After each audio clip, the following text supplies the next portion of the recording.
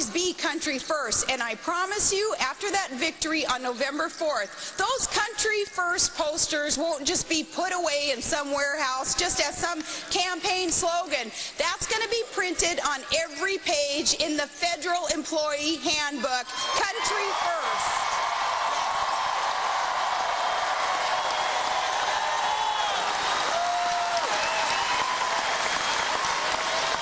Now, if you share that commitment, Missouri, if you work hard, if you know what hard work feels like, and if you believe that America is a land of possibilities and you want to get ahead and you don't want your dreams dashed by the Obama tax increase plan, then we're asking for your vote. And Missouri, I would ask you, will you hire us? Would you send us to Washington to get to work for all of you?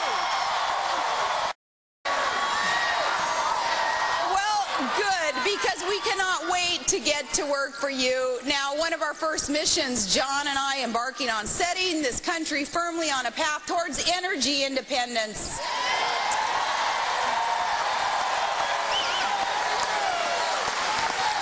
Now, it doesn't seem that our opponents want to talk a whole lot about this either, because you go back in their track record and you realize that they have said no, no, no to the domestic solutions that are there for us to allow us to be energy secure, energy independent.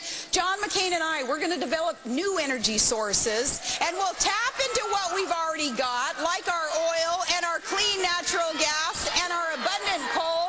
We will drill, baby, drill.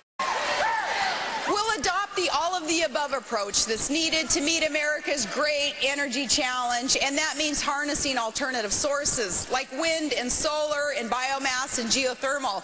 We've got to develop clean coal technology.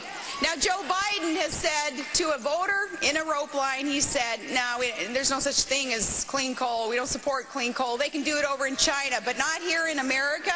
No, we've got to develop that technology, because things like that, it's going to create the jobs here in America. Now,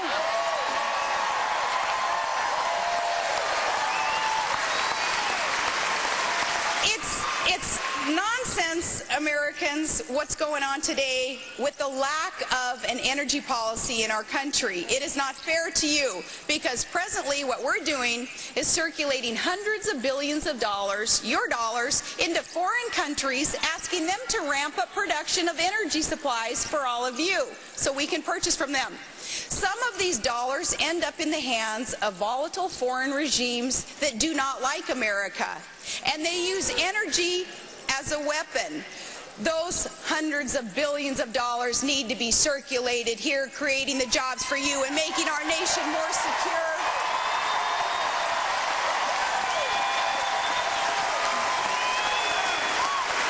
We will drill here, we'll drill now. This is for the sake of our nation's security and our economic prosperity. We need American resources, brought to you by American ingenuity and produced by American workers. And then there's another mission that is especially near and dear to my heart, and that is working with our families who have children with special needs.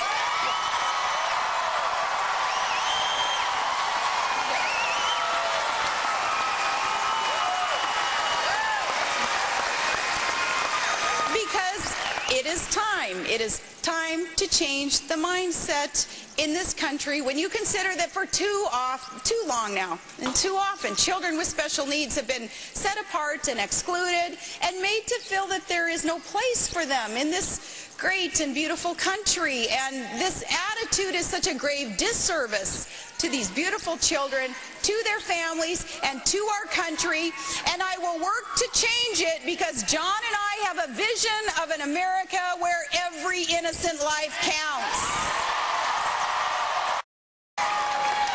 Our vision is of an America where everyone has a chance to contribute and every child is cherished, and that's the spirit that we want to bring to Washington. Now, as governor, I've been able to secure more assistance and funding for our students with special needs, but as vice president, to be able to do so much more there, making sure that these children and their families, that all of our families in America know family comes first. You'll have a friend and an advocate in the White House.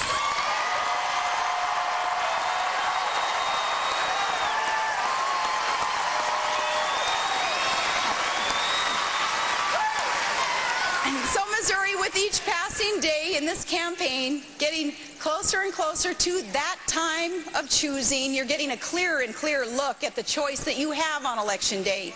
And it's the choice between a politician who puts his faith in government and a leader, John McCain, who puts his faith in all of you.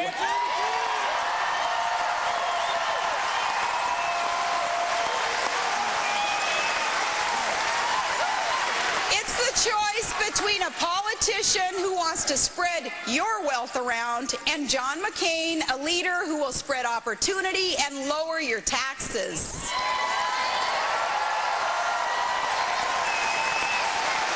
And two, Missouri, it's the choice between a politician who still hasn't disavowed a group committing voter registration fraud and a leader who will not tolerate it.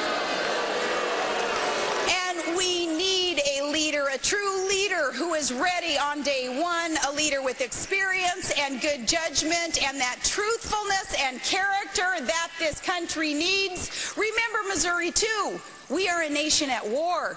We need someone who can talk about the wars that America is fighting and isn't afraid to use the word victory.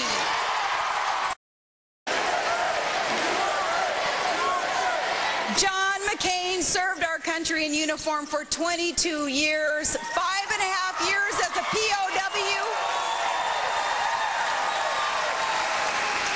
Those years as a POW, meeting adversity, great adversity in the service to his country, in his own life. He knows how tough challenges are overcome. He will not wave the white flag of surrender to the terrorists.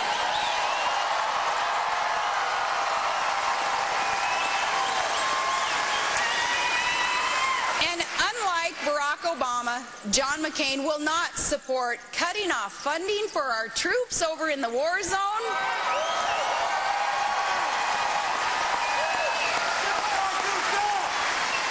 Our opponents go on and on in the speeches that they make about the wars that America is fighting. And just once, I would love to hear Barack Obama say he wants America to win.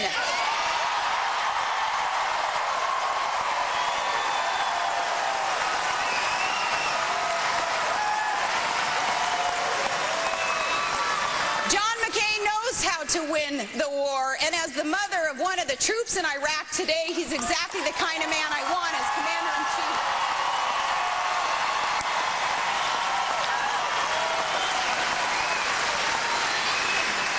So, Missouri, if you're ready to shake up Washington and clean up Wall Street, if you're ready to get our economy back on the right track, and if you too want to win the war, then we're asking for your vote.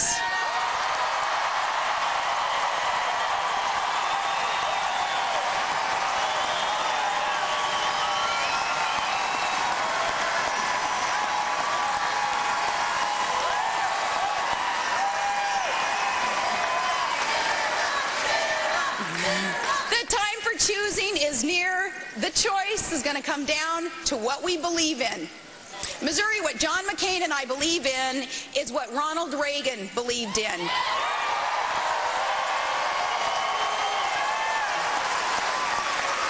We believe in the forward movement of freedom and not the constant expansion of government, and we believe that the virtues of freedom are still worth fighting for.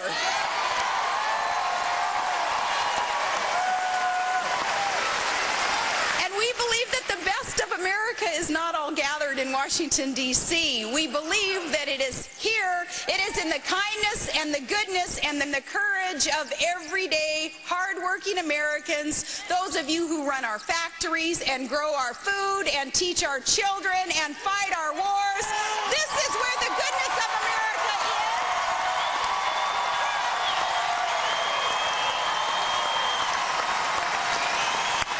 It's in you.